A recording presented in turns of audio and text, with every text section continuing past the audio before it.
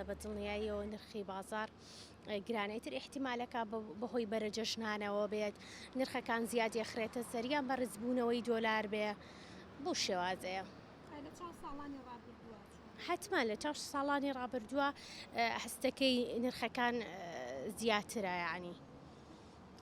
شتومەکەکان زیاتری خراوەتە سەر ئیتر یەکێڵێ لە تورکیاوە هێندەیەکێڵەوە نیە هەریکە و شتێکەڵێ ئیتر نازانی بازاری ڕەشە خۆ نازانی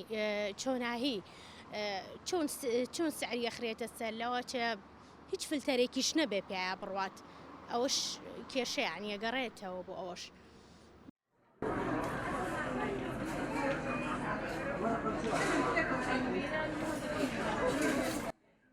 کان بەبووی نرخی دۆلارەوە گرانە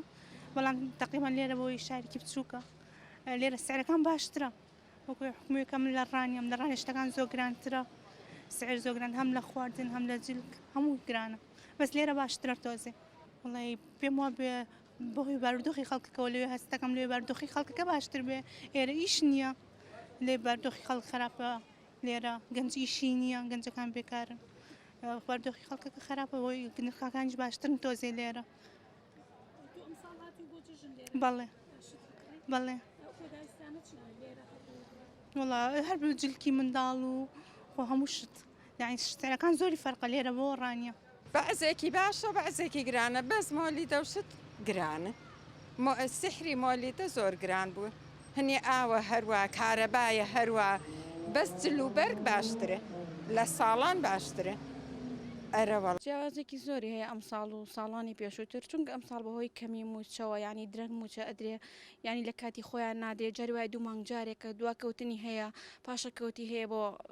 ینی بۆ ئەوانی کە دەوامیان هەیە ینی جیاوازێکی زۆری هەیە ینی شتەکانیش چووەتە سەرەوە گران بووە لەبەرەوەی ینی تر لە هەموو ڕۆیەکە ینی جل و بەرگ خواردن ئەو شتانی کە لە دەرەوە هاوردەکرێن بۆ ناوەوە زیات لەو ڕوانەوە.